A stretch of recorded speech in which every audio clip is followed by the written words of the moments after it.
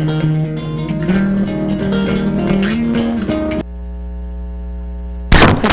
meeting of the zoning board. Ask people to rise for the Pledge of Allegiance. I pledge allegiance to the flag of the United States of America and to the republic for which it stands, one nation, under God, indivisible, with liberty and justice for all. Okay, to welcome you all here this evening. And I'm Patrice Scott, Chairman of the Zoning Board. I will now have roll call. Neil MacGyver. Present. Freeman Plummer. Present. Howard Burnham. Present. Okay, all present and accounted for. I understand we do not have minutes available for this evening of our last meeting, so we will skip over that. And I will go right to the public hearing. Case number 109-017. A special exception and variance requests of today's date, and ask the applicant to come forward and present their request. This is Don Stope. Would you mind using the podium? Thanks. Happy New Year. Good evening. Happy New Year.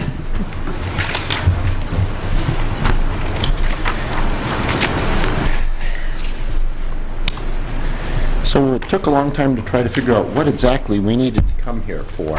That was half of our challenge, to figure out what components of it all came in, but I think we finally dialed it in. So what it came down is we've got a property at 3 Merrill Street, and this property we acquired about 6 months ago, and it's been a problematic property. It's in the civic institutional zone, in a relatively small zone that encompasses predominantly the university, the hospital, some churches there. In fact, I believe there's only 5 private structures in the civic institutional zone at this time, with the latest changes that they've made to it. And the lot at 3 Merrill Street is one of them. So what we have on this is a primary and a secondary structure on 3 Merrill Street right now that is an existing 16-person rooming house and a brick 3-car garage. And the application is to take the 3-car storage building and make it into a cottage there. It matches the main house. It's 45 or 40 feet from its nearest lot line, and we're here to talk about why it's in with the flavor and character of the neighborhood there, and why this is an appropriate place for what's allowed by special exception in the civic institutional zone, a second primary structure, and what is not allowed because we don't have 1 acre of land. We have 0.64 acres of land, is not permitted in this zone here, and why it would still be appropriate on there. So those are our 2 challenges here tonight to show you. And I wanted to just, I'm sure you're familiar with the property, but 3 Merrill Street is the second house on the left on Merrill Street as you go up Merrill Street. It's a stately brick structure. It's got decorative trim all around it. It's a real pretty house there, and if you want to pass them around there. It's in a unique setting in that we have Plymouth State University on 3 sides of us, and even on part of the 4th side, we've got Draper Maynard building below us. These pictures here, and I'm going to pass these around, are showing the property in its relation to the university around it. That it's got forest on its west side against Plymouth State University. That it's got Grafton and Smith Dormitory behind it. There we've got 200-person dormitories right behind us. In fact, Grafton casts a shadow onto us when it's over that way. And that its secondary structure currently this is what we're looking at, is the brick three-car garage. It's 32 feet by 20 feet on there, and it's already brick, it's already got windows into it, and it fits nicely and matches with the property. You can see how far it is from the lot line. We're looking at it from Grafton Hall here. The property line of Grafton is just beyond the pavement here, and at this point we're 47 feet from the property line to the back side of the brick structure. At this point here, we're about 40 feet from the top of the hill, where you can see in the other ones a little behind it, we're about 65 feet from Weeks Street, and more than that, I'm not sure from the front street, but I'd say we're over 80 feet from Merrill Street, where that's at.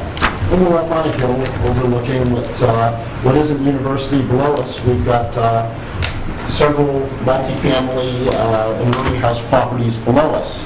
We have 3 Pearl Street, which is owned by John Harnois down below. He's with us here tonight. We have 1 Merrill Street owned by the Sons who are here tonight there. We have properties that we currently manage ourselves at 4 Pearl Street there. And there's one other abutter, Jim Pamplin, the chiropractor. He doesn't live there, but he has his business that is diagonally to the northeast of us is the other property. So this just sort of shows properties, as I shows Draper Maynard to the south. Once again, on this one here, it's showing the ones that aren't PSU behind us there. And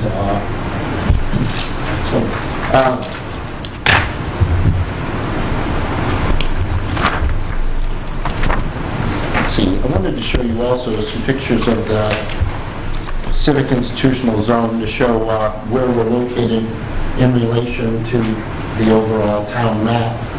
This isn't quite the entire town here, but the civic institutional zone is the red zone shown in here, and we're in the middle of the red zone there. And as we zoom in a little bit more, we get into the center of the red zone there, where we predominantly have Plymouth State University, and we have this square of land in here, just up from Main Street. I think we've all got that. And coming in a little bit closer to see what's really our neighbors around here, and then we put it into the Main Street perspective again. Here is our lot in this corner here. This is Grafton Dorm, Smith Dorm, Prospect Hall. There's several counseling services buildings, foreign student things going on here. Directly across the street from the property here is non-traditional apartments, married student apartments also called, and the White Mountain apartment complex all behind it. A total of 164 apartments across the street. And then Lehman Woods is beyond that. And on this side, we have 400 beds with Smith and Grafton, and then the dining facilities for the university. So, as I said, there's only 4 properties in the civic institutional zone that are privately owned at this time. This is one of them. The other 3, Jim, there's one owned by the hospital. Yeah, there's the hospital rectory on the corner of Island and Lyman Street. The doctor's offices on Lyman Street next to them, and then the multi-family residential across from the fire department on Island Street. The other 3 properties. So basically, what is unique about our location here is that we're surrounded by the university to the south, to the west, to the north, and with D&M, even to the southeast, we have a little bit of that. So that's a unique setting, and that we're one of just a few properties there. Also, when you look at the lot size here at 0.64 acres, compared to our surrounding lots here, the typical lots in our neighborhood that are privately owned are less than that. In fact, looking at our abutters, we have 0.17 acres on 2 of our abutters here, 0.33 acres here. Here we go down to 0.12 acres down below there. So we are over twice the size of the average lot in our neighborhood there. on that. And this is showing our direct butters and their size on there.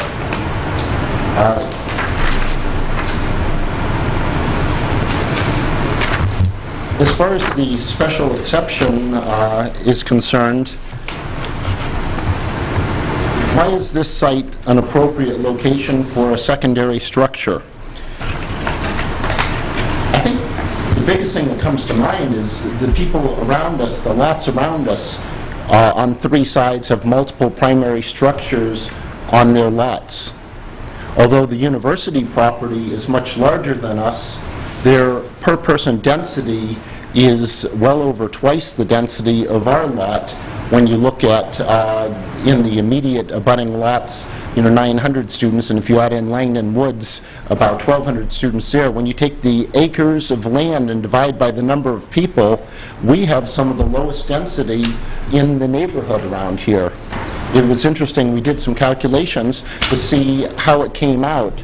Well, we have 16 people in a rooming house there, and with the three-person cottage of 19 people on the property, 0.64 acres, when you divide that out compared to these 0.17 acres with 10 people, there's over twice the land per person versus the private lots directly abutting us. And when you take the university, the numbers with 6-story dormitories, the density is even higher on that. So it's an unusual location that we're in the civic institutional zone, and I like this because it's an opportunity for us to have housing integrated with the university that's still on the tax rolls. Allows us privately to do a good job and be able to do things that the university may try to do, but as a private enterprise, sometimes we can do better and keep it on the tax rolls while we do it. We're able to take initiatives that take a long time in a university to get up and going, but we can do these things fairly quickly as individuals, such as bringing in our single-stream recycling that we already did to this building, where we have everybody recycling in one container and it gets taken away and sorted. Very simple thing for us to decide when we're the people deciding to do it. And we bring in 1 year, we get this going all around. We bring in and the school sets up an eco house there, but we are going from building to building and doing a lot of these things much quicker because private enterprise can move quicker than sometimes the state can on that. So I'm excited that we're able to take one of the most beautiful houses in Plymouth and fix it up, make it nicer, and have it work harmoniously with the university and the neighborhood around it. When I look at the character of the neighborhood here, in the 6 months that the group of us have been working on this, we've gotten new windows in this building and painted the decorative trim to show the gingerbread trim on this building. We've gone through and replaced the doors in the building. We've landscaped the building, taken down dead trees on there. We've got the building really looking nice, and we're still working on it. But when you look at the entire property here, there's a structure that's sitting right in the middle of it. This brick structure that's, about 20 by 30, a little bit more than that, on there. And you don't want to do the whole property and leave out the spot sitting right in the middle. And this is a spot that needs attention.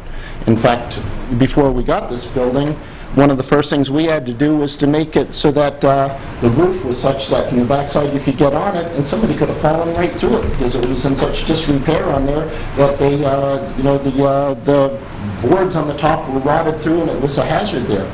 We still have to do some more fascia trim replacement and shingles, but we got the roof secure on there, and look forward to having decorative windows be put in where it's painted white plywood right now, and taking the latest insulation techniques to make it a very high efficiency building.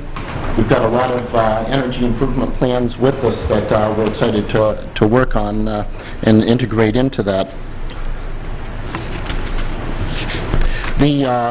The property abutting the campus there is directly accessed to the campus from the property without going on public ways for the most part, with the exception of bringing your cars in and out of the 19-car parking lot. If somebody's going to school here, they will walk to campus without stepping on public property. They go directly on towards Prospect Hall, off to the south side of the property. They can get to Hyde Hall, coming directly onto the Prospect Hall area there. So it's a good place for safety. People don't have to cross roads. If they do go out on there, it's not for their primary thing. There's plenty of room for cars, but you don't need a car here. And we do have a 19-car parking lot here. And when you look at impervious soil on the property, 15%, we're 15% impervious soil on this property here, which is a small amount compared to the amount allowed. What's 75%? So it's a very small amount of that. Now, right now, the driveway is paved, but the parking lot is ledge pack in there. Even if we were to pave the entire parking lot on there, it would still be well under 50% impervious on there.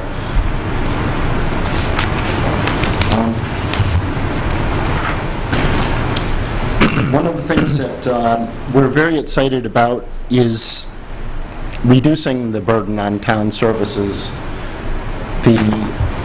And I hope some of my neighbors can speak to the fact, too, that in the 6 months we've had it, that the complaints on the property have gone down dramatically. The number of responses the police have had to make to the property have gone down dramatically. This property used to be permitted to have 20 people when it was first put through. That was I'm maybe off on it's in the 80s that it was put through as a 20-person student residence. The subsequent owner, in an effort to meet fire codes, reduced the number of people and changed it from a 20-person student residence down to a 16-person rooming house because they didn't want to have to sprinkler the building to meet the codes that the fire department was going to require for them to have more than 16 people in it. At this point, although it wouldn't have been required to sprinkler it, we are going to sprinkler the building, and we've gotten a permit to do so and to rewire the building, which isn't required, but we're doing it because it's the right thing to do. And to make this building be functional for the future, we want to have this be in good shape. And that means doing some things to it that are right. And the way we're setting this up, you could have more than 16 people in the main structure, but we're not asking to do that. That's the rooming house guidelines allow a maximum of 16 people, and that's what we want in there. But the second primary structure, the cottage that we're asking for, would like to have 3 people in there. It's a 3-bedroom place there. And it'll be a safer place and less burden on the town because a rooming house has a manager in it, and we'll have a manager in this, and it'll be properly managed here. It's something that we've got a good formula in doing, and we've been doing it for a long time, and plan to keep doing it for a long time. If you've got a manager in the rooming house, it makes sense that the manager would manage the entire property on there. So having a 3-bedroom cottage on the property in addition is an easy thing, right in eye shot of the manager, and will be well managed and maintained that way.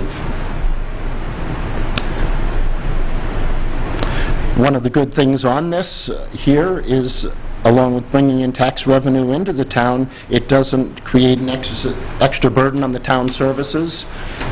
The people there would likely be attending Plymouth State University as opposed to the public schools, and as we've already seen in the last 6 months, a reduction in the amount of law enforcement that have had to be there. And what's happening with the sprinkler system going in the summer, we will have an improvement in the fire safety and the potential burden on the fire department coming in there.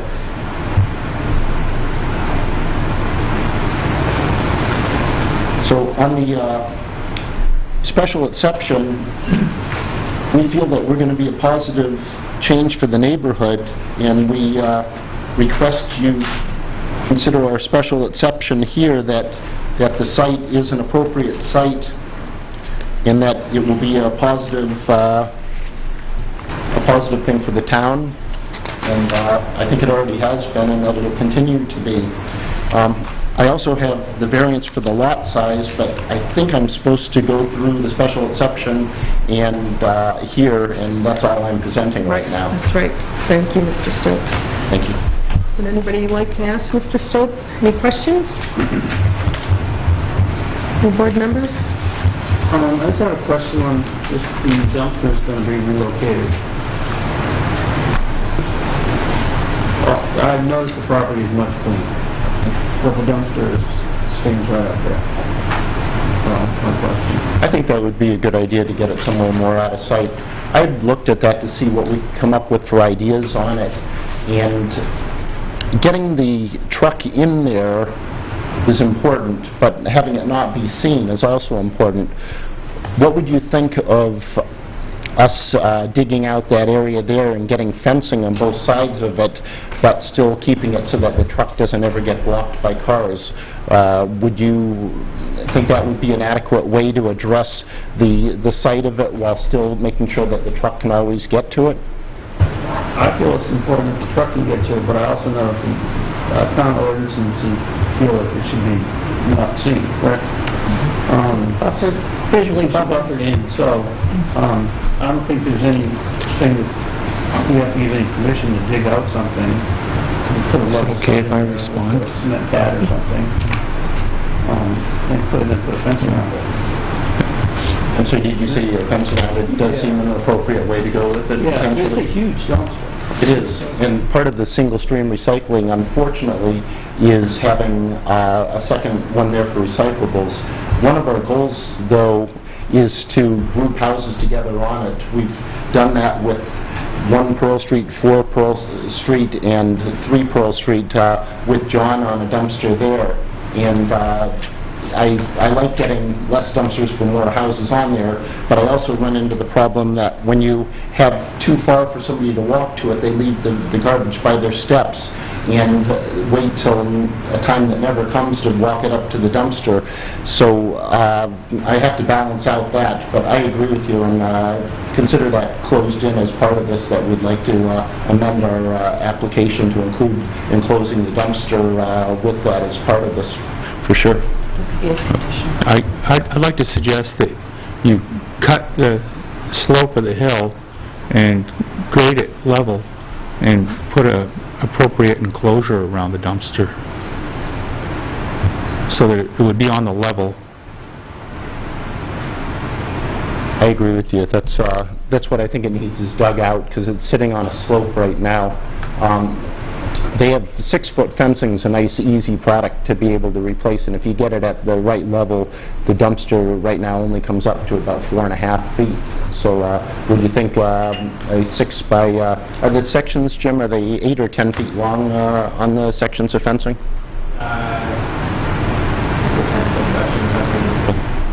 Eight? Thank you.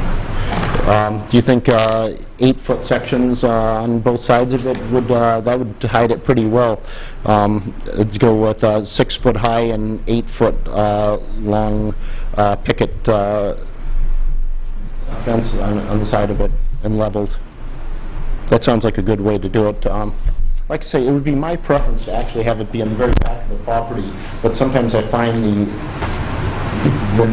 it not getting picked up is worse than the getting it out of there. It just seems that that dumpster was just dumped there, and it's not, no thought at all put into it. Right.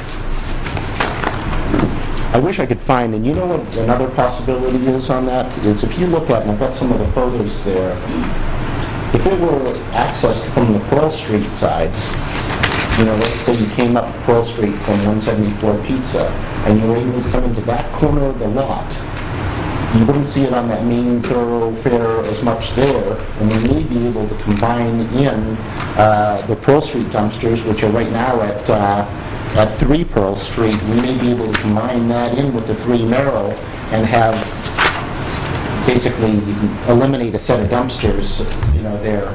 And I would actually like to see it go over there. It's a tougher spot to put it in because there's a granite wallway. Now, I think one of the photos shows the the granite wall there that, let's see, this one here. I've got a spot that I kind of looked at that I really like. Well, it's on this side, but it's further up there. There's an access road to Grafton Hall there. Yeah, right beside that access road is what I'm thinking, and I'm trying to find, Is that a private, is that a private access? the Grafton one is, but if you see this, this dumpster here is the one that 3 houses use right now. 2 of our properties use it, and John's property uses this one at 3 Pearl Street. But there's a granite wall across the street from it that's this. Let's see. Okay, what I'm looking at is this corner here of the property here, coming up Pearl Street and right into here, so that right beside that access way to Grafton, if we were able to excavate into that, because it goes up about 4 feet, the truck could come up Pearl Street, we could eliminate this dumpster here, put both that and the recycling dumpster, and be able to have everybody go in and here, and we'll make it disappear from Merrill Street completely. And I like that location in that you eliminate a set of dumpsters, and it's not where everybody drives by. So I don't know if you like that possible location for it. So how cooperative are your tenants in making sure things get to a dumpster if it's not on their property? Well, that would be on their property. Right now, what we'd be talking about doing on that I liked was that this dumpster that's right in this corner here now is where this house, and this house access now. And this photo was taken from the brick structure that's we're talking about here. So it's still on this property. It's not going very far. So it seems like as close to all of them as it can be. What I was concerned when I was talking before was that if everybody was asked to come around to the front of the property where it is now, the people over on Pearl Street would say, I don't think so. Like they would, it would be more of a challenge. In all honesty, the house that's even at the bottom at 1 Pearl Street, I'd have to chase them more than I'd like to just to get them to get to 3 Pearl Street. So, yeah, this is going to be 15 feet further, but I don't think it's going to be that much of a difference, and I'll have the recycle right there. Actually, Merrill Street has a pretty high flow of volume and traffic volume, and I would think that anything you could do to reduce congestion on Merrill Street would be a good idea. Or have a trash truck trying to back in right in the middle of that. I on the think hill. Don't have to make one quick point on that. The placement of that dumpster where Don's talking about actually may benefit the 3 Merrill property where that placement is near where most people access the campus. So anything that you can do to put it in line with where they're already walking Right. goes a long ways towards making sure the trash actually gets to the dumpster. So that placement area, I think, would be very beneficial. Jim, could you just identify yourself? Sorry, William Still, with Still Management Services. Okay, thanks, Jim. Melissa Merrill from Start Management Service, notice Merrill Street, Melissa Merrill. I want to point that out. Okay, Mr. Stope, I just wanted to clarify, you said there are 16 people at the rooming house? Yes, sir. Does that include the manager, or is that... Does include the manager. Okay, and I'm sorry, you mentioned the name of the manager? Okay, on here, well, we've got changes going underway for next school year that have already been approved for that. And although we do have a manager in there now, the configuration has been approved to change for next school year. Okay, but they live on site? On site. Okay, so they're there 24/7. Okay. My only concern with this, with either request, is that when we have 16 people in a rooming house, under the zoning ordinance, we really require 1,000 square feet per person, and that would be 16,000 square feet, but a minimum of at least 11,000. And you have right now 12,000 feet in the rooming house, right? That's what's been presented to us. Your rooming house is about 1,200, 12,000 square feet. yeah, sorry, 12,000 square feet. So it's, No, It was 1,200 square feet. 1,200? Square feet. What are you looking at? the footprint. The footprint Yeah, of the house. footprint. Okay, we're on 3 stories there, so the 1,200 footprint would be each floor. Okay. So that would be 36. So the living space, we need at least 1,000 square feet per resident. I think that's the lot size, has to Is be that- 1,000, a certain lot size plus 1,000 square feet per Okay, resident. for the lot. The lot, so 16,000 square feet minimum for the lot. Okay, and you don't have, you have 12,000. No, you got- We have 0.64 acres, and there's 44,000... 43560 for one, so half would be 24, is 6.64 is over half, so you're in the 20 Okay. thousands of So on square the feet. lot size square footage Yeah. there, we do have the Yeah. lot size square footage. If we had to have 19,000 square feet for 19 people, we do have that as we have 0.64 Right. of 43. 43560. I have a tattoo. Okay, I'm concerned about just the size of the garage. You'd say you're not going to expand that at all? And it's going to be one story? Yeah, I got a layout of it in here, and let me show you the layout and the size. We've sort of had some guidelines on what's the minimum appropriate size for sleeping quarters and things like that. And one of the things we've tried to change, here's a floor plan of the cottage here. One thing that we've tried to change on existing apartments to make them better is to make sure that every sleeping area has, 100 square feet. That's been sort of our guideline on there. We found that with 100 square feet, you can make the layout work nicely for a double bed, bureau, a closet, that type of thing. And when we look at it over, we also find it's what the people want, that you get much under 100 square feet, it becomes tough to rent, Right. So that's what we came up with. We actually initially had come up with a 2-bedroom cottage configuration, and we kept trying to work what we're going to do with this, and then we started, finally, it was intended that way, and then finally we worked out and said, it makes sense to go 3 bedrooms in here because there's a space where we need to do something with it. And sometimes it's worse to make it be a second living room than it is to have it be a bedroom.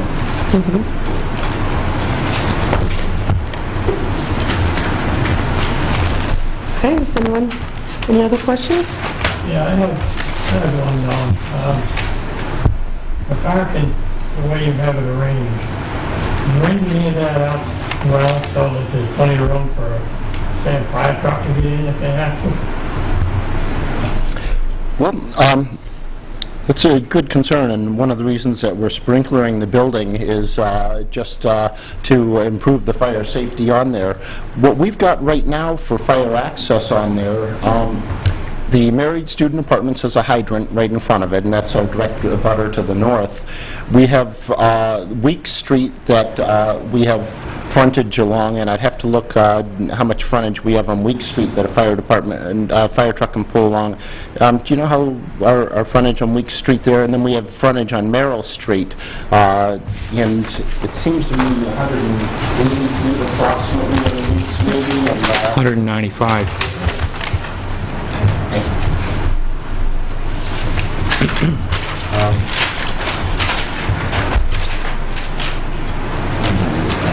Fort Street Highland.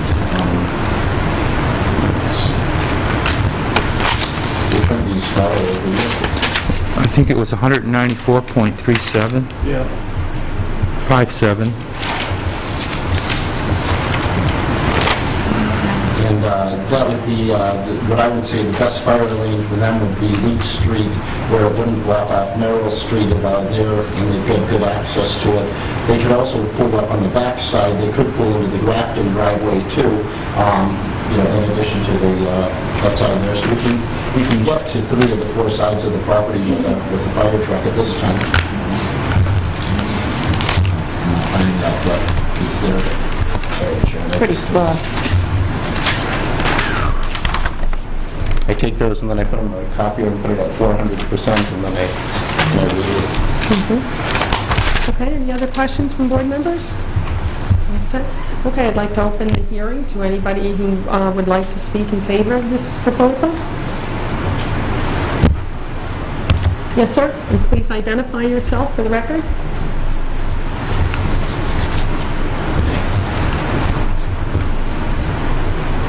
name's Emile Poisson. I'm an alumnus of Plymouth many years ago, and I still own one Merrill. Mr. Stope came to me, maybe a month and a half ago, maybe a little longer. We've known each other for a long time, but I hadn't spoken to him for a while. And introduced himself, of course, and he told me that he had bought what I call the Lennentine house, and what he was doing, what he planned to do, and if there were any problems, he said, let me know. I thought this was quite good, because having owned that building since 1977 and renting to families and to students for 15 years, and back to families after we retired, because we live 35 miles away now, it's been harder to really keep track of the property, and we just haven't been able to keep up with everything that you have to keep up with. But what my point is that thinking back after he came to me to introduce himself, I remember that all of a sudden at 3 Merrill, things had quieted down. Cars were neatly parked, lines were drawn, nothing like what I've had to feel before. It was hard to rent to families because they'd look at that big brick building and who lives there? And the minute I said, students, and that would turn them away. That's not going to be the case, because it became very apparent to me that somebody's in charge. Somebody's taking care. And he's going to do something for the community, I think, that needs to be done. I've since learned that they have problem students. They work with the college. They're working hand in hand with the university. And that's a big step forward, I think. A big step. So I don't know, except to say that I think he's going to do something nice to 1 Merrill, too. Okay, thank you. Anybody else interested?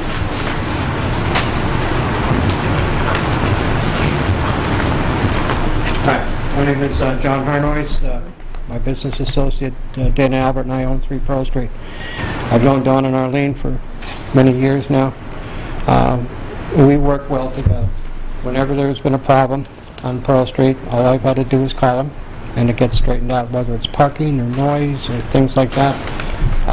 And over the last several years, I believe the gentleman who owned the house was a Mr. Wilder. I made several phone calls to him and wrote him a few letters about the problems. Previously, I was having to break up as many as 2 and 3 fights a month on my property that spilled over from 3 Merrill Street. Last semester and this semester, I haven't had that problem. I haven't had the noise problem, I haven't had the fights, I haven't had problems like that. So, part of the reason why the 3-car garage had roof problems was students would be skiing down where they had made a trail, use the roof as a jump, and landed in the yard. That will not happen with Don. So we work well together. We really do. And parking, things like that, issues, he gets right on it for me. Thank you, Mr. Harnois.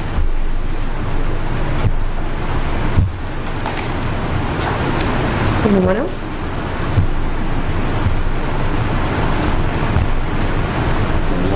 I'm Arlene Stoke, and I think that this would be a very positive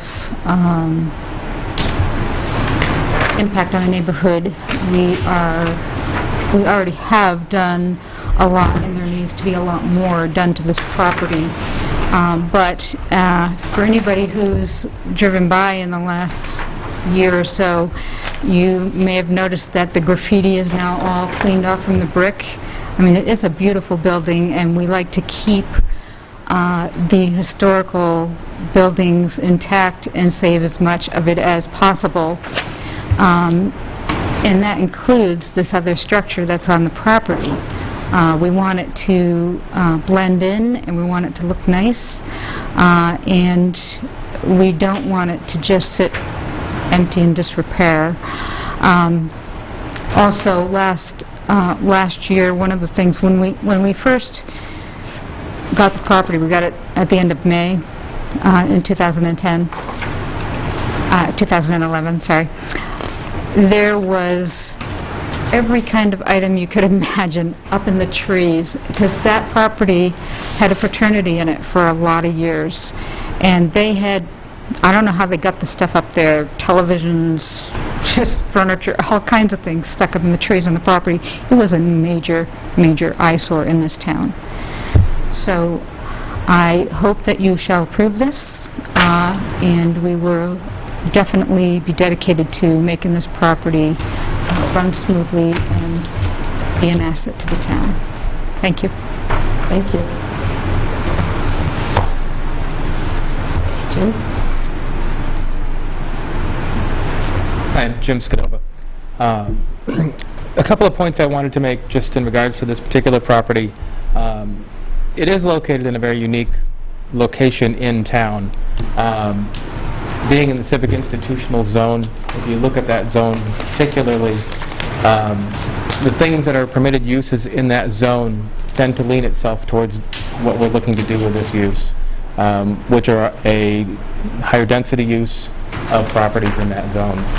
Things such as cluster developments, student residences, multifamily residentials. So the spirit of the ordinance looks to try and keep things in sync in the town, and if you're looking at this particular zone, I think that is what the spirit of this zone was looking to do. Also, this particular property is unique to the zone because if you look at this zone and the other properties that are privately owned in it, it is the only location in civic institutional currently that has two existing structures on it that could be used for something like this. That being said, also, to echo one thing that Arlene said, is we do look at the overall beauty of the property itself and can see the architectural details in the property, and that's something that we feel very important it is to try and keep, because it is an asset to the town when it is in proper repair and is in good shape and is managed properly. So I would urge you to approve this special exception. Thank you. Thank you. Okay, is there anyone who'd like to speak against the proposal? Oh. Would you like to come forward?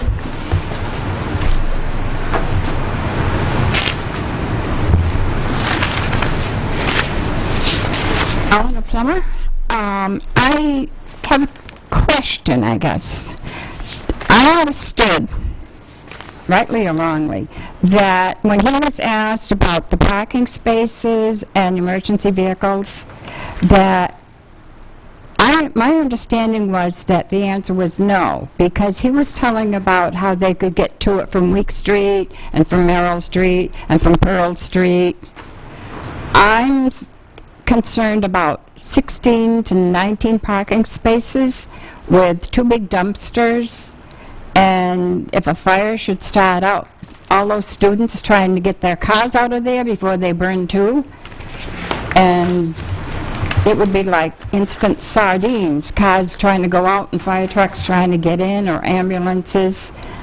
Maybe if there was a driveway out the back onto Pearl Street. I don't know if that would be possible or not. But it just seems like it's kind of crowded with the parking lot. Okay, that's it. Thank you. Thank you. Mr. Stope, would you like to respond? I have a parking plan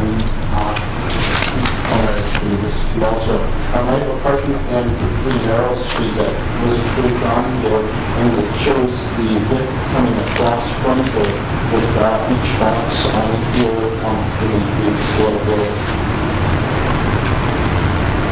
So Is there room? Yes, there is, and that's what I want to show you, is that there's a 12 feet of space between the back of the car and when the fire truck comes through, that the fire truck will pull in under here, and I'm trying to, so I too much about on this scale, and this is one box equals for one box, I think that was 1 foot, thank you. Let's see, I'm trying to find more within the name for themselves that we're under. If you, this here is the Merrill Street side, and this is the Weed Street side. The fire truck could pull into here, into this area, and certainly park in this area, but I think realistically, from a fire department standpoint, fighting the fire from out here or out here would be much more logistically beneficial for them, as they're not trying to park their truck against it. If there was an exit or something going on Pearl Street, the kids could get through with the fire trucks, or the kids could get out. Well, the other concern that Don brought up with that How wide was is the fire trucks? 8 feet max. 8 feet. 8 feet max. If it's 2 feet on each side. I think this is looking like 1 square equals 2 feet on this drawing here, and it should have a scale on it, there's another build. 1 square equals 2 feet on this plan here, is the scale, or 1 inch equals 16 feet. And I think 16 feet based on that. so this would be, so these squares here, you've got between the back of them, now this is a 20-foot line here, and a lot of cars don't stick out 20 feet. A lot of them might stick out, 17 or 18 feet. The closest point that they could get to would be... Okay, excuse me, Mr. Stowe, could you just speak in the microphone? I'm sorry, Julie, I don't think you're picking this up. What I'm saying is that most of it's very well, the lowest restriction is right at this point where we've got 3, 5, 7, 9, 10 foot 6 is the tightest point between the building and the back of a 20-foot space. Assuming the car stuck out before 20 feet, it wouldn't be less than 10 foot 6, and that would be the most restrictive area where the house jogs out for 9 feet here. Otherwise, it would be more in the 16-foot range that there would be. So there is a passing by this jog here, 10.6, but once they're back here, 16 feet is the amount of space for a truck to come through at that point. So 10.6 would be the answer. The reason I thought it made more sense for them to go there was if somebody does want to get a car out, they won't be blocking the car in coming in there. I do like your idea of a second exit out this way.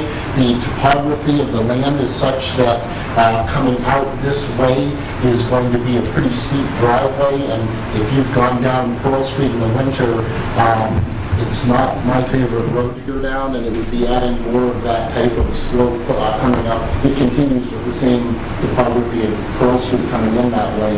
So, like, even putting in the dumpsters there, we'd be excavating out probably 3 to 4 feet of soil just to put in the dumpsters on that location. That's my concern on there.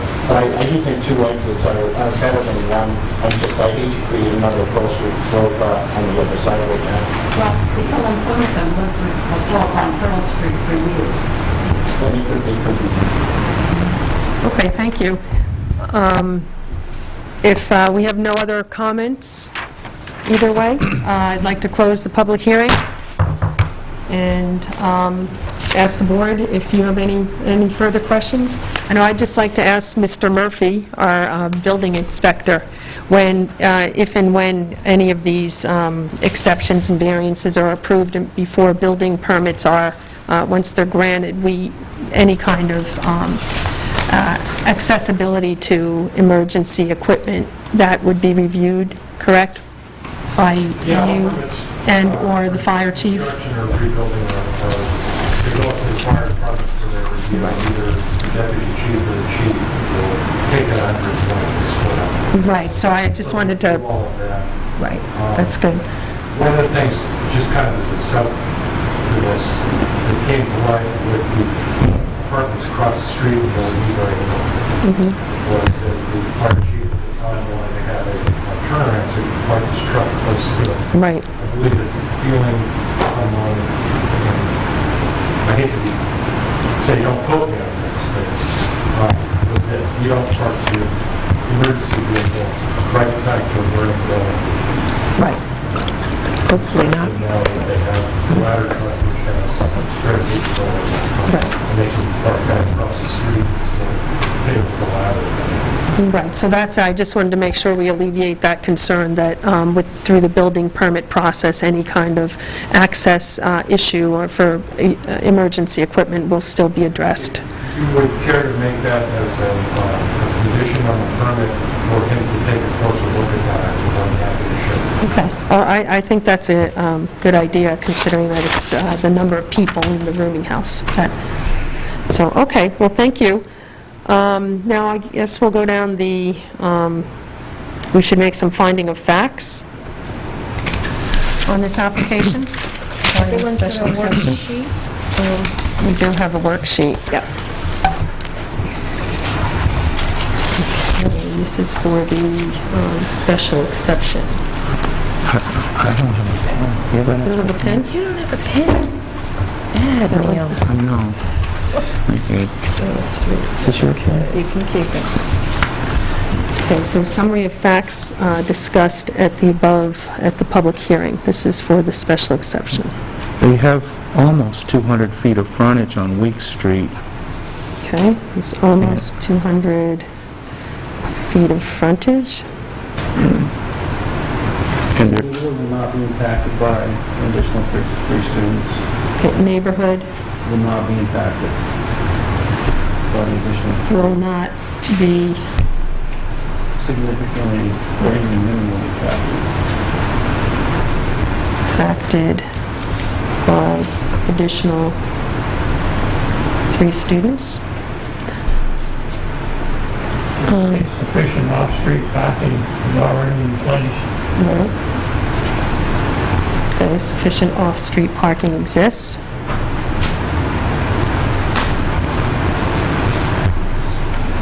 Will enhance the property. I don't know if that's a fact or an opinion. It's been cleaned up, so. Right, well, it definitely has, I What's think the that's third one? clear. The renovation of the structure Of the- will enhance the appearance of the property. The renovation of the, Structure. okay. They have adequate setbacks. Of garage. Services. Renovation of garage will improve overall appearance of site. No impact on town services, adequate town services. Okay, no significant impact on town services. They have no opposition. On-site manager will oversee both buildings.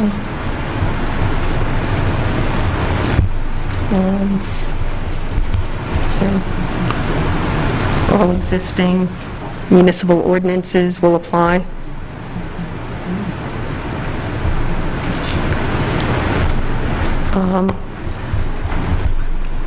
The rooming house will have 16 people. Rooming house has 16 residents. Including the manager. That includes, so it's... Right, which includes, So it's essentially 15 well, house renters. I mean, I'm just saying to separate yeah, out. rooming house has 16 residents, which includes on-site manager. It's a fact.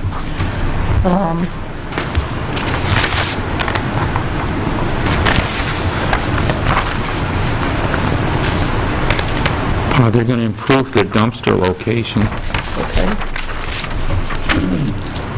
Dumpster location will be improved. So that will reduce congestion on Merrill Street.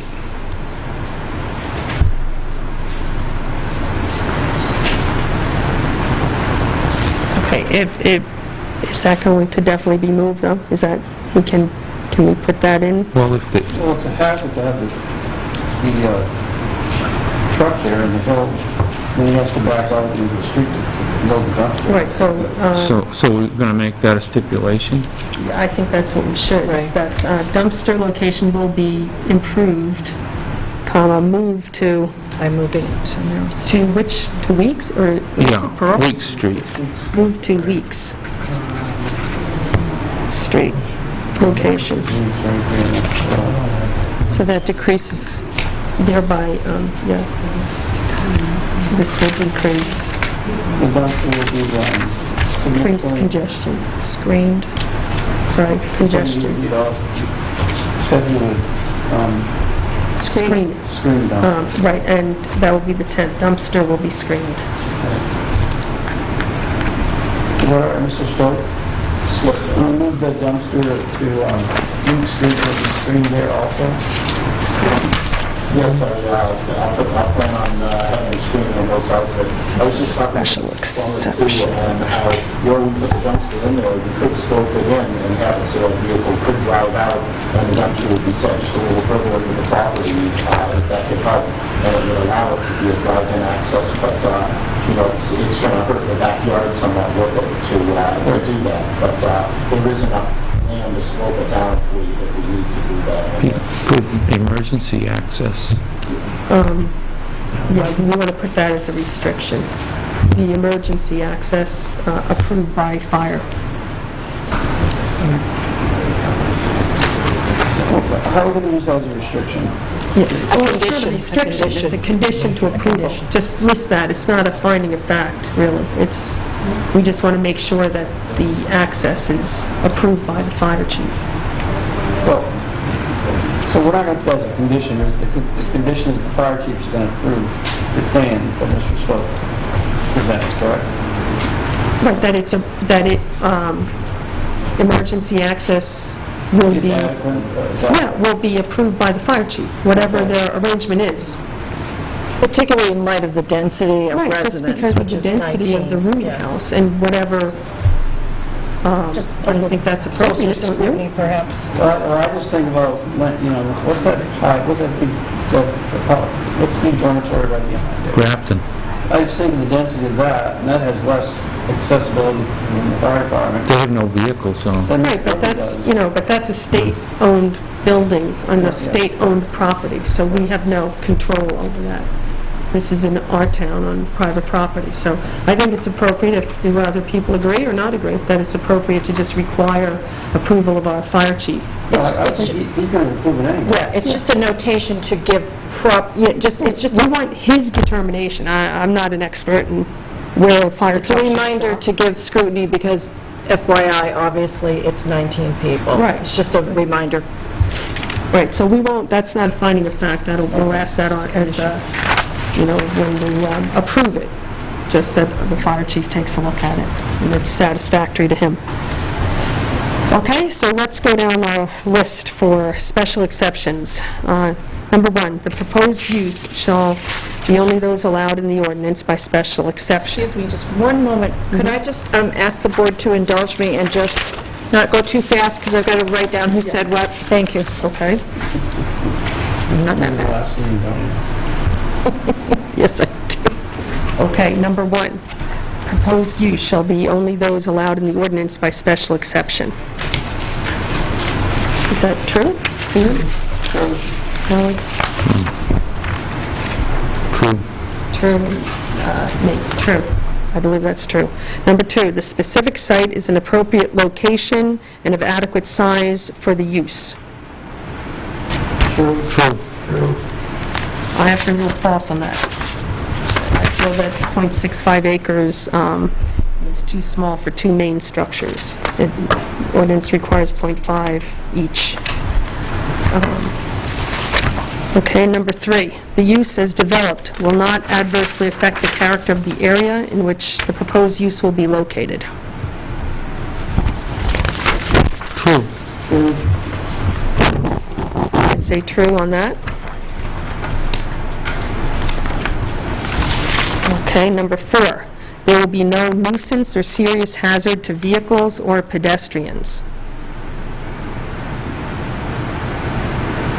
Say true. True. Okay, I will say true on that also. Number 5, the use will not place excessive or undue burden on town services and facilities. True. True. Okay, can we, sorry, go ahead. I said true. You said true? Okay, Freeman, did you say? Maybe we should go in order, perhaps? Okay, yeah, we'll start with Freeman. Just either one way or the other way. Okay. Not like this. Okay, that's true for everybody. Can we state some of the reasons, rationale? I'm going to say false on that one. Just ruling, well, remains to be seen, but I feel a lot of police activity is in that area. And increasing the density of students usually increases that activity. Does anybody want to give a rationale as to why it will not place excessive or undue burden on the town? I think having on-site management makes a tremendous difference in the behavior of the residents. Okay, that's a plus. Okay, number 6, there would be no significant effect resulting from such use upon the public health, safety, and general welfare of the neighborhood in which the use would be located. Same rationale, true. True. True. Okay, I'm going to say false. I feel because there are so few residential properties left in this area, increasing the density on a small, non-conforming lot is not within spirit of the ordinance, so. Okay, so that, I feel that the use is more in keeping with the general neighborhood. the dense use, the Yeah. dense, yeah, I just feel 16 is dense enough for .65 acres. So, okay, well, I think we've gone through the criteria, and I would entertain a motion. You've met the required criteria for approval. Right, on, as far as numbers. Yeah. But don't we need a motion to approve? No, you do, no, I'm just stating it, or just, yeah. I make a motion to approve the special exception. Second. Okay, all in favor? Aye. Aye. All opposed? Aye. Okay. All right, so your special exception is granted. And just for the record, this is for 2 main structures on one lot at 3 Merrill Street. Okay, now we will move to the request for a variance. That is case number 109-017, variance of this date. And the variance would be from the minimum lot size for 2 main structures in the civic institutional zone. Okay, Mr. Stope, would you like to present? The second one of these.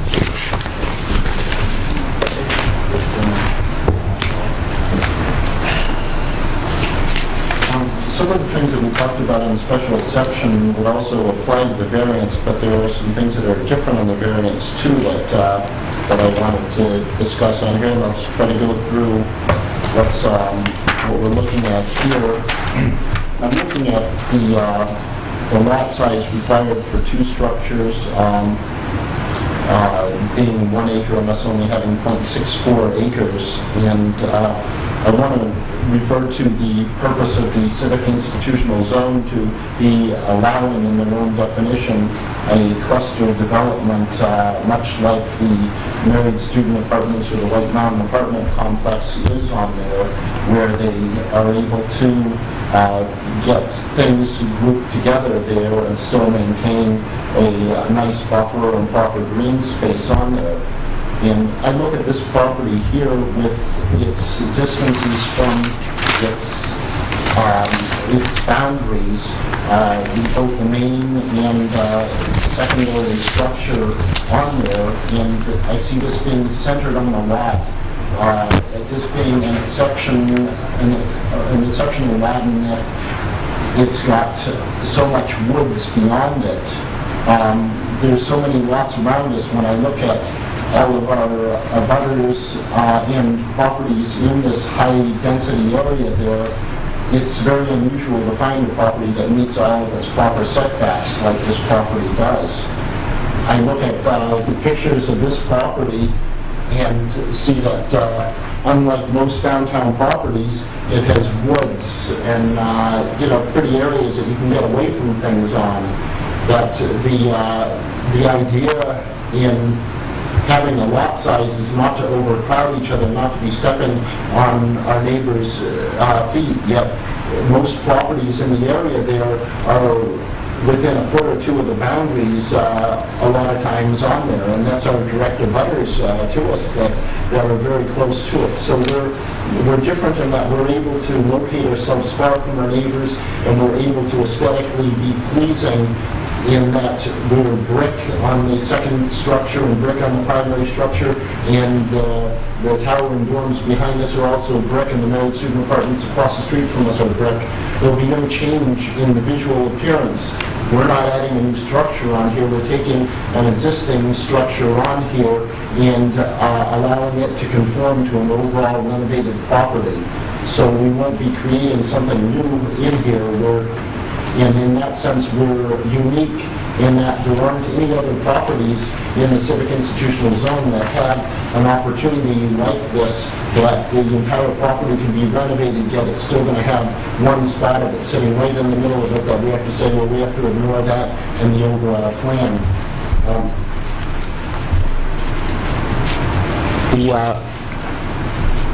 The property's in a unique setting, in that where it's sitting, it's surrounded by the Plymouth State University. That's a very unusual situation in town. There's no other private property in town that has the university abutting it on three sides like that, civic zone or any other, to my knowledge. And so it's a unique setting for that, where the predominant abutters are freshman dormitories against us for 400 beds, and then the student apartments made non-traditional across the street. So a unique setting, unlike any other property in town, that we are in the middle of, not even on the outskirts of. When you look at the zoning picture, the civic institution zone, we're not on the far south or north end of it. We're right in the middle of the entire zone there. When I look at some things that are important with the variance here, when you talk about diminishing the value of the property around you, part of having a property be aesthetically pleasing is it being harmonious both to the neighbors and within itself, that it's all part of a plan. It's not an unthought of part of an overall plan that we're doing over the entire property and landscaping and getting the parking and the building nice and the graffiti off the brick, but this brick structure in the middle will stay as it was originally built for many years ago, a very prominent single family. It would be a hardship to force the property in this scenario to have it's a part of the integral renovation have to remain undone in order to protect something that really isn't as applicable in this case as it would be if this were in the outskirts, where it would be not harmonious with the higher density uses of the students per acre on all sides of us around there.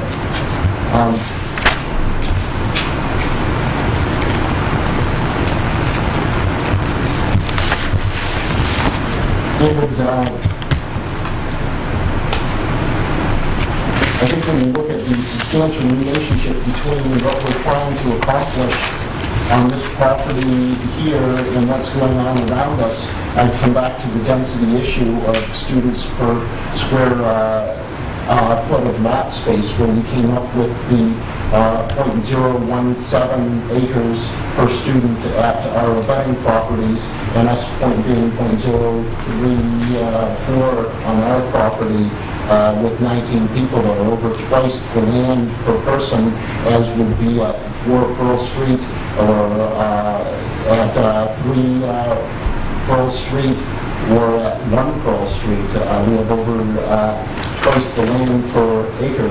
I haven't calculated out exactly where the over 1,000 students on the 6 or 8 acre parcel out there comes down to, but it's we quickly saw the map was a lot denser than what we have on there without that. So the hardship there would be that substantial justice on the property would be to allow it to be like its neighbors when there aren't people around us that it would be creating a nuisance to.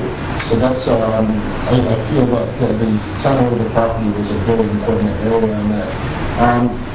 And once again, the spirit of the ordinance, when I'm talking about that, when you read the definition of the civic institution zone, where it's an opportunity for student residencies, the only zone that specifically says student residences and cluster residential developments, the idea of the civic institutional zone was to allow us to have things like this university here and our hospitals here, and for us doing this privately and keeping it on the tax roll seems to follow the spirit of the civic institutional zone that we're located in. Jim, did you have anything on hearings that you wanted to add in that I may not have covered? Go ahead. I pretty much ran out of steam here if you have any other things to make it. So thank you for presenting this, and without repeating what I said on the special exception on the safety of the area and access to it, I would skip repeating my same arguments on that if I could. Okay. Thank you.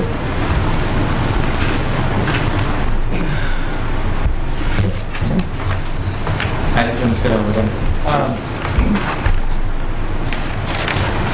One thing in regards to hardship of the property, it seems to be the kind of the meat of what a variance really is looking at.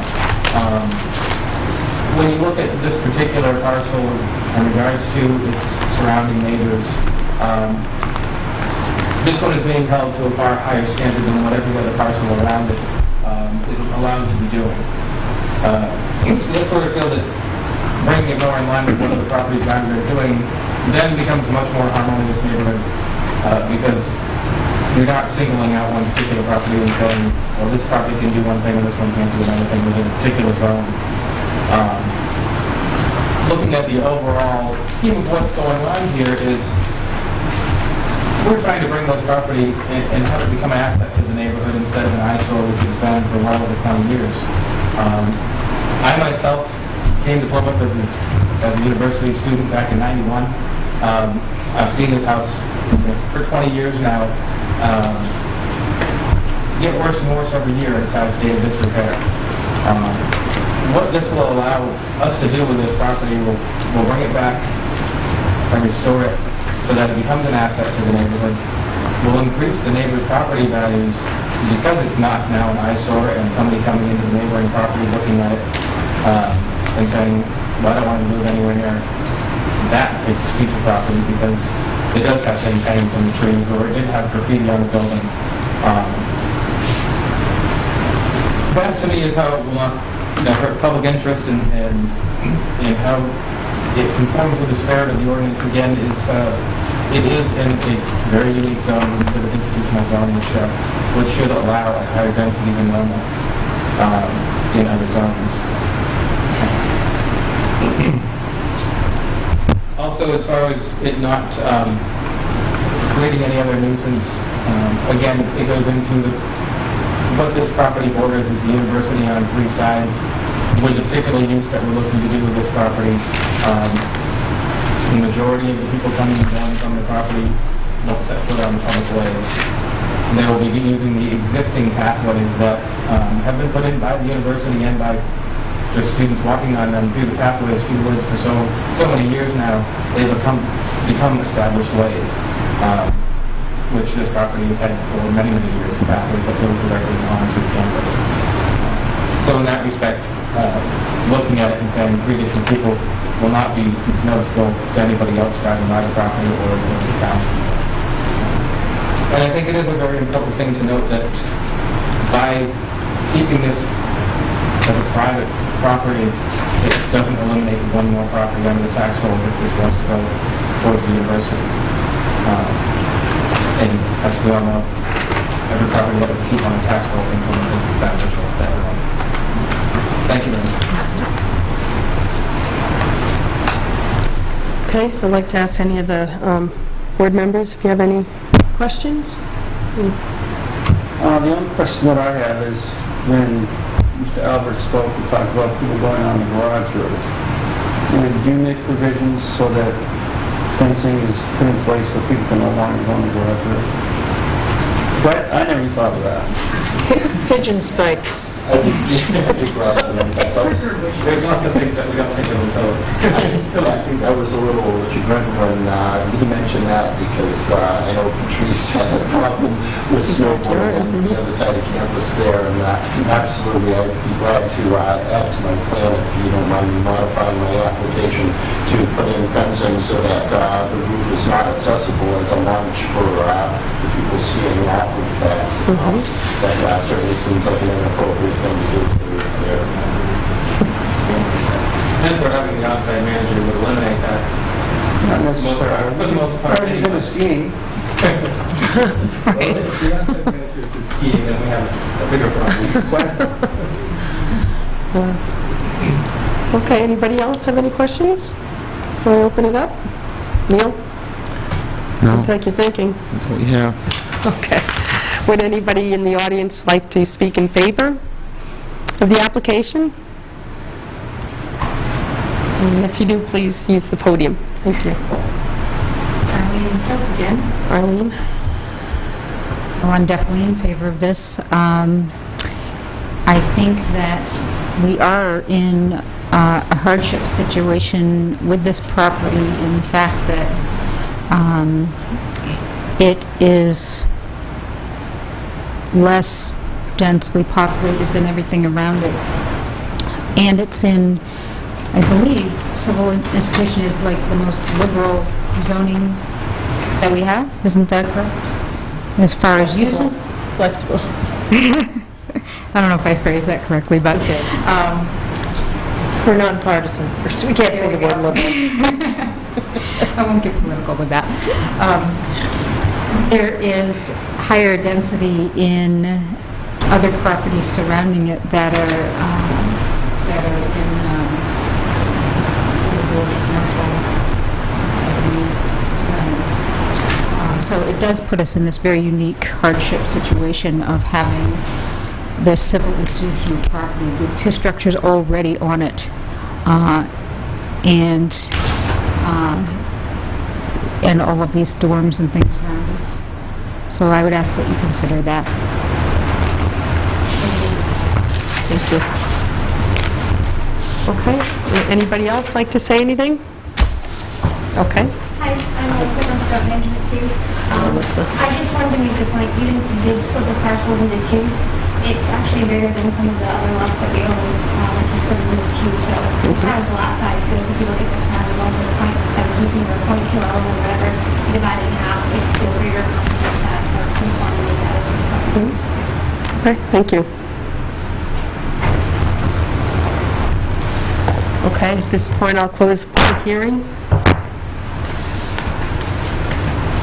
And we'll now ask the members to, we don't need to make finding of facts, we need to go through our list. I think we should look at the planner's findings of facts and support that list that he made.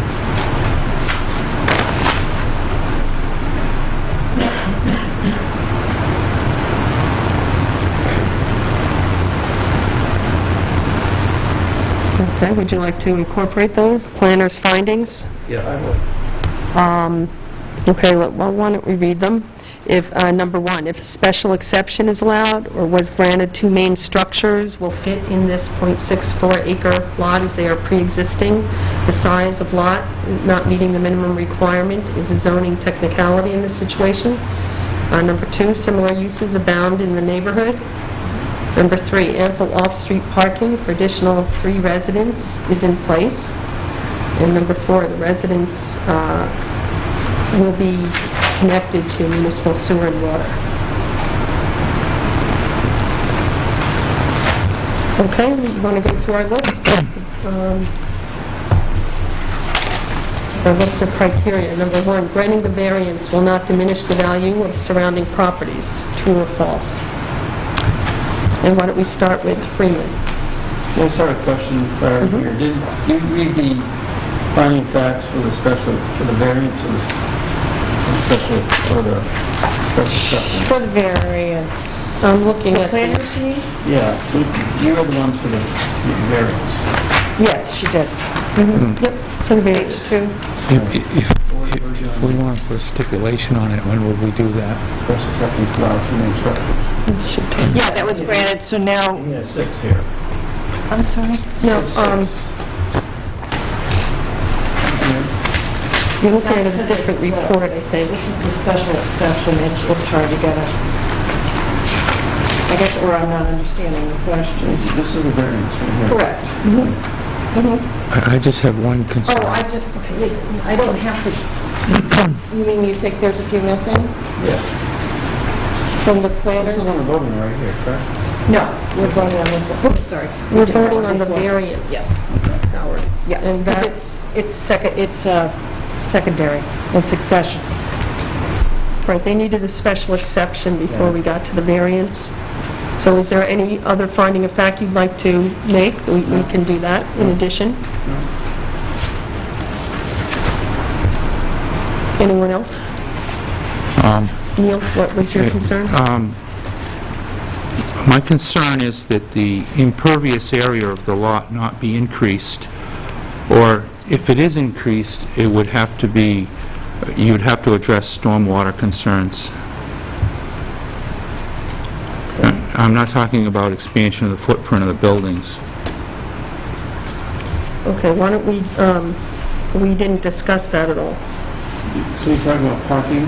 Well, the lots don't meet the requirement in square footage, Right. and the, But not as a zoning technicality, but in terms of, if you look at them, the existing impervious surface, which is the footprint, Which is, more than meets the minimum for this size of the lot, which is 75%. That's the max you could have coverage, and that's not 75% coverage, even with the parking that is paved. Did you? right, it's just the driveway, right? Right now, the driveway is paved, but if we were to pave the entire parking area, which isn't our intention at this time, because it works well the way it is, Yeah. it would still be well under 50% of the lot. I'd also like to mention that, because they just did some work on the storm drain there's currently a storm drain on Wheat Street in the southeast corner of the property. At this point, in heavy rains, we're really not getting much water that way, but when it does tend up there, but like the Grafton pavement that comes down there, catches that storm drain there. And the town just did a rebuild of that storm drain about over maybe a year ago, I don't recall exactly, but we do have a storm drain in the southeast corner of the property right now. It keeps it from hitting the main street. Okay, Neil, what is your concern? I was concerned that if they do decide to create any increase in impervious area, such as pavement, that they have adequate stormwater drainage to address that extra flow. Could we change that, Neil, to use pervious? Require them to use pervious pavement Should, yeah. or If pervious they want to surface. increase, Yeah, just require pervious surfaces. But it has to be past the maximum allowed, or minimum allowed, so to speak. And once the threshold, the 75% threshold, which I don't think they're gonna go. Do you know what I'm saying? Yeah. Well, they're on a steep slope, and they could be sending increased amount of stormwater flow down the slope if they increase their For that other impervious area. access? Right. Is that what you were talking about? Yeah.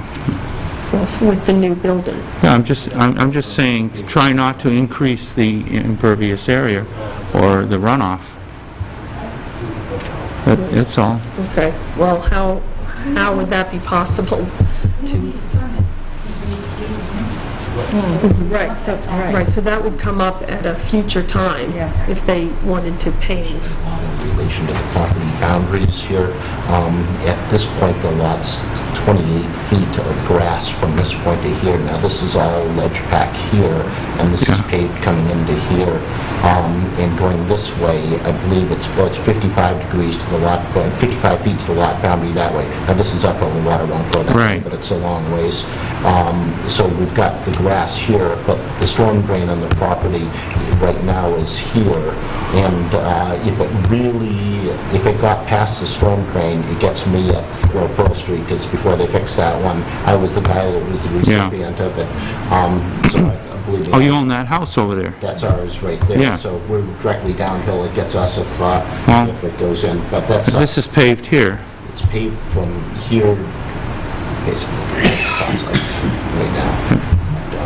But I would certainly be happy to put in there that if we go through, if we do choose to go for a permit for paving that later, that it's required that we show a proper drainage plan that's approved by the... That's adequate. I wouldn't condition it as pervious, just whatever You don't need works. to do that That's with this adequate. application, but you would need the permit for that, so that's a good way to handle that. Okay? Okay, That- I'm you're fine. satisfied? Okay, great.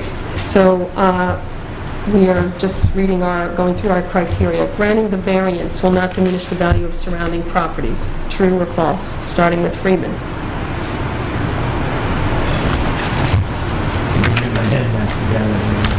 Okay, we're looking at number 1 that we have on page 2 of our plans review I would summary. say true because they plan on repairing the second building and bringing it up to code. Right, okay, true? Howard? True. True. Okay, number 2, the variance will not be contrary to the public interest.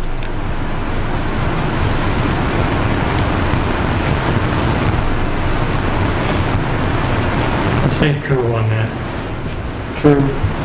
True. I'm going to have to say false on that, just feeling that it's not increasing the density in this manner. It's not in keeping with the spirit of the ordinance. Number 3, denial of the variance would result in unnecessary hardship to the applicant upon proof that A, the zoning restriction as applied to the applicant's property interferes with the applicant's reasonable use of the property, considering the unique setting of the property and its environment. Is that true or false in your view, Freeman? True. True. I'd say that's false. B, no fair and substantial relationship exists between the general purposes of the zoning ordinance and the specific restriction on the property. Is that true or false? True. I say that's false. C, the variance would not injure the public or private rights of others. True. I say true. 4, granting the variance would do substantial justice. True. Say false. Number 5, the use will not be contrary to the spirit and intent of the ordinance.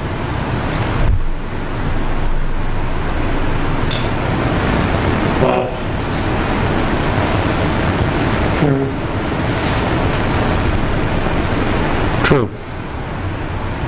I say false.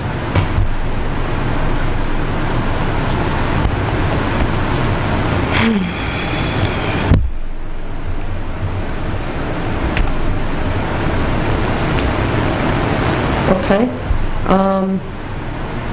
Let's see what we have here.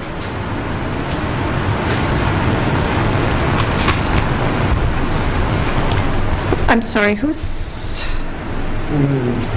Could you just run those votes by me again, please? False. On what? I'm sorry, on number 5, the last one. The use would not be contrary To the spirit. to the spirit. Intent of the ordinance. Okay. We have 2 and 2 there. So, I'm just making triple sure. So Freeman, you're saying that it, in effect, would be contrary, correct? Right. Yep. Howard's saying it would not, Neil's saying it would not, and Patrice is saying it would be.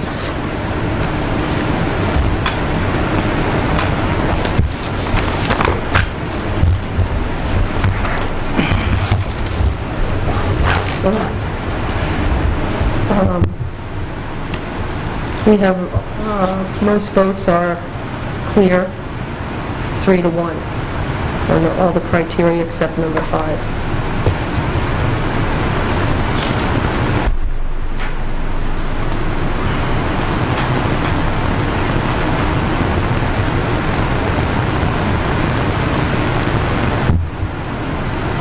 So what do we do?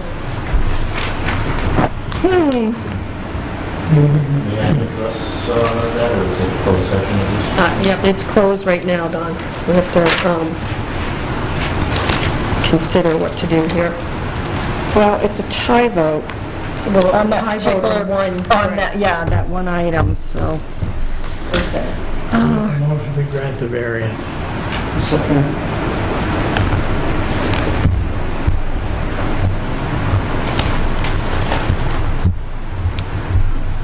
We can call the vote.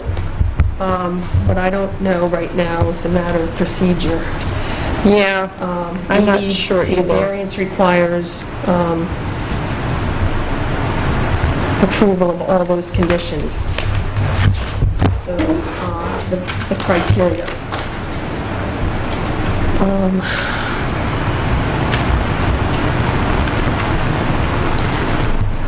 That's why I asked clarification on the... So why don't we take an we take a recess? adjournment? And I'm going to look through my procedures to see what we can do, okay? So, should we table the motion? I would, yeah, I would table the motion, Madam Chairman, and I would, we'll take a recess? Close the or Well, just we have table to- the deliberation for a moment?